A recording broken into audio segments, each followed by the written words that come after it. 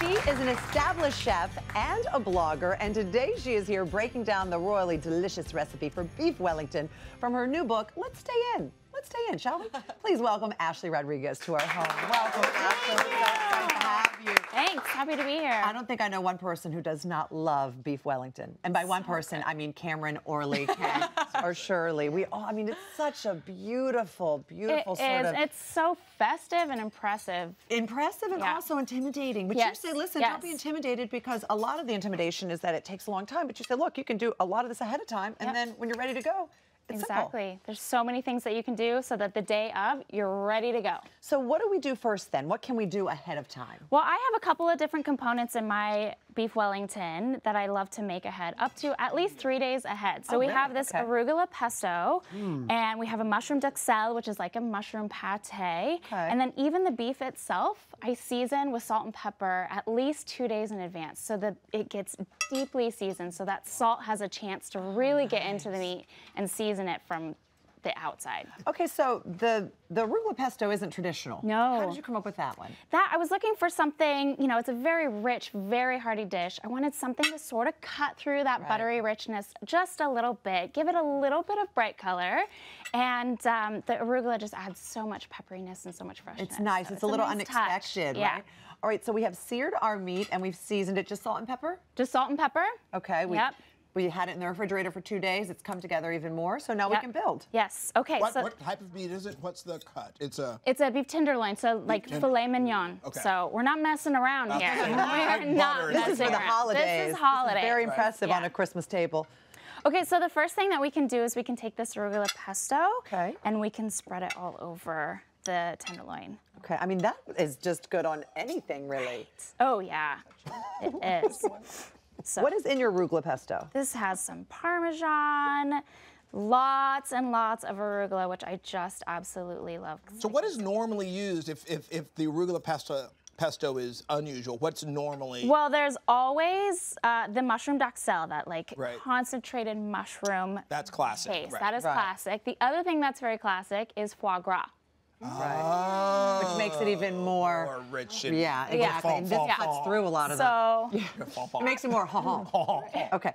So we have our pesto so we can set this aside for now, and we'll then bring this over here. So this is another decadence. So the prosciutto. Right here. We have layers of prosciutto. So it's on this piece of plastic wrap. We're going to take our mushroom duxelle. And we're going to just spread that all around. And it doesn't have to be perfect because it's not really going to be seen so much. And how did you make the mushroom duxelle? So this is finely chopped in the food processor. Lots of mushrooms that are then caramelized until very deeply golden and brown. You can smell that. That's so good. With some butter and garlic, and then the whole pan is deglazed with brandy. So nice. Now, is there any specific mushroom that you use?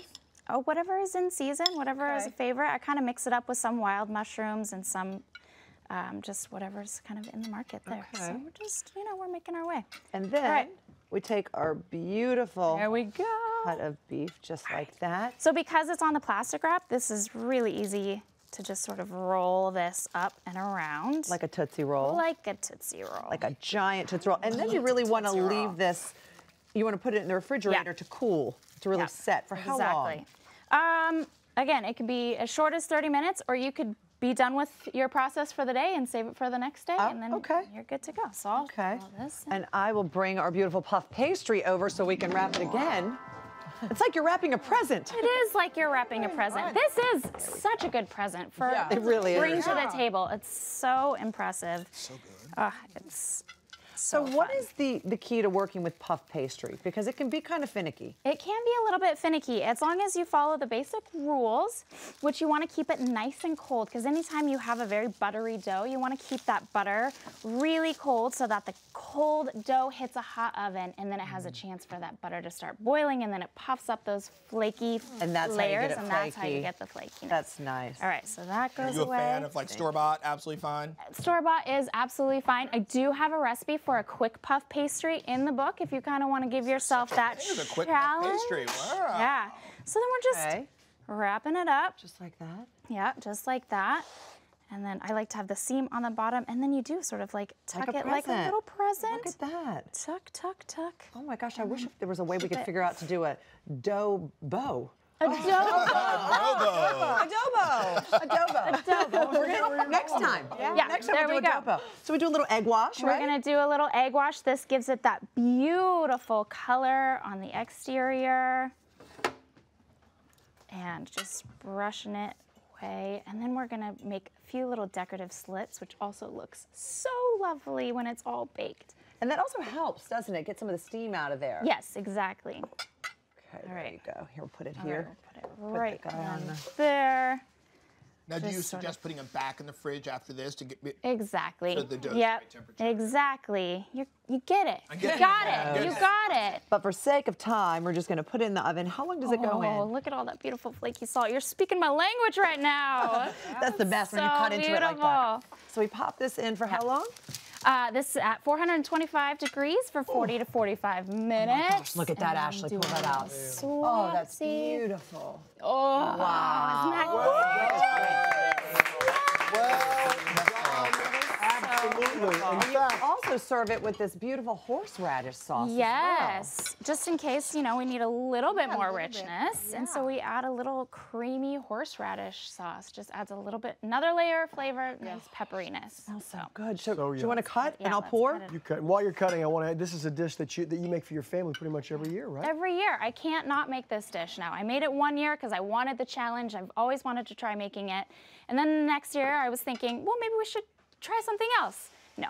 Yeah. It's no longer Christmas Eve in my family, in my house. It is Beef Wellington Day. So. Wow. Beautiful. Go ahead, do the honors. Okay. Do you hear those flames? Oh. It's so exciting. Oh, that's beautiful. I actually go right in for that second. Me slice. too. Yeah. I never want the boot. Yep. The boot. You know what I mean? Yeah. The heel. The heel, the boot. heel. I love it. I want it. There Extra we go. crust. I actually like that. I too. like that too. I like that too. Okay, Oh, you look pour at that that. magical sauce on there. Yummy, yummy. Yes, right. everybody. Thank you Let's so try much, this. Ashley. Thank you. So good. This recipe will be available on our website, hallmarkchannel.com.